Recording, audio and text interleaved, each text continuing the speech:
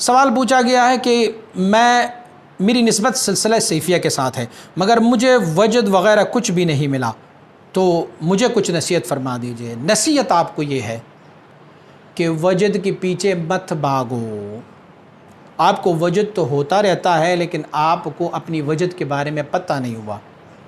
اچھا، وجد کی ایک تعریف میں آپ کو کر لوں کہ اللہ نزل احسن الحدیث کتابا متشابہا مثانیہ تقشعر منہ جلود الذین یخشون ربہم ثم تلین جلودہم وقلوبہم الی ذکر اللہ۔ اللہ کریم فرماتے ہیں میں نے ایک اچھی کتاب، بہترین کتاب نازل فرمائی، احسن الحدیث، بہت پیاری باتوں والی کتاب۔ ایسی کتاب ہے کہ جس کے سننے کی وجہ سے تقشعر، ترتعد، تتحرک، کہ اس میں سے لرزنے میں آ جاتے ہیں، حرکت میں آ جاتے ہیں، جلود الذین یخشون ربہم، چمڑا ان لوگوں کا جو اپنے رب سے ڈرتے ہیں۔ پھر اس کے بعد کیا؟ ثم ترین جلودہم وقلوبہم الی ذکر اللہ، پھر ان کی جلد اور ان کے دل نرم پڑ جاتے ہیں اللہ کے ذکر کے لیے۔ تو دیکھیں وجد کی کئی مراتب ہے، آپ ہمارے اس کلپس میں سنیں گے وجد کے بارے میں نے کچھ تھوڑی پہلے ایک کلپ کے بارے میں بتایا آپ کو کہ وجد کی کئی مراتب ہیں۔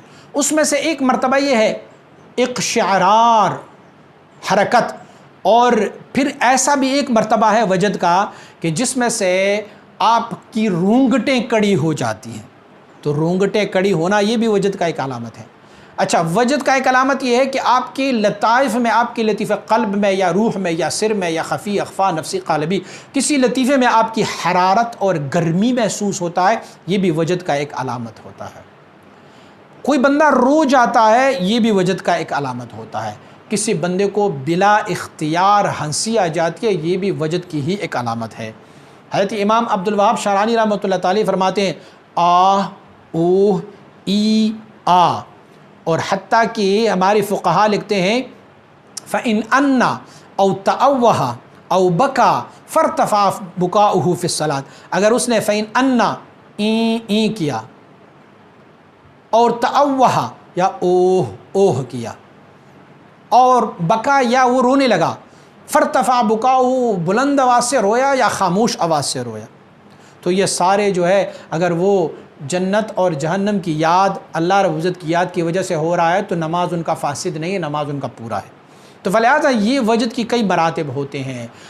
خواہ مخواہ یہ وجد کا مرتبہ لینا کہ بھئی میں چیخوں، چلاؤں، دوڑوں، زمین پر لیٹ جاؤں، آوازیں نکالوں تو یہ وجد ہوگا، اکیلے یہ وجد نہیں ہے، بلکہ وجد کی کئی مراتب اور اقسام ہے۔ یقیناً جو میں نے آپ کو اقسام بتائے ان میں سے ایک آپ کو ہوتا رہے گا، کم از کم یہ تو ہوگا نا کہ آپ کے دل میں خلش، گرمی محسوس ہوگی، تو یہ بھی وجد کا ایک مرتبہ ہے۔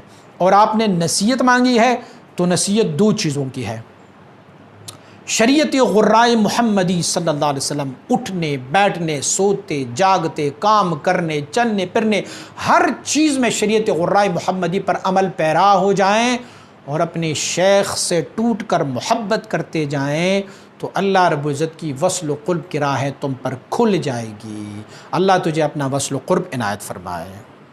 مزید اسلامی ویڈیوز کے لیے ہمارے یوٹیوب چینل کو سبسکرائب کریں اور بیل آئیکن پر کلک کریں، اور ویڈیو کو لائک، کومنٹ اور شیئر ضرور کریں۔ جزاک اللہ۔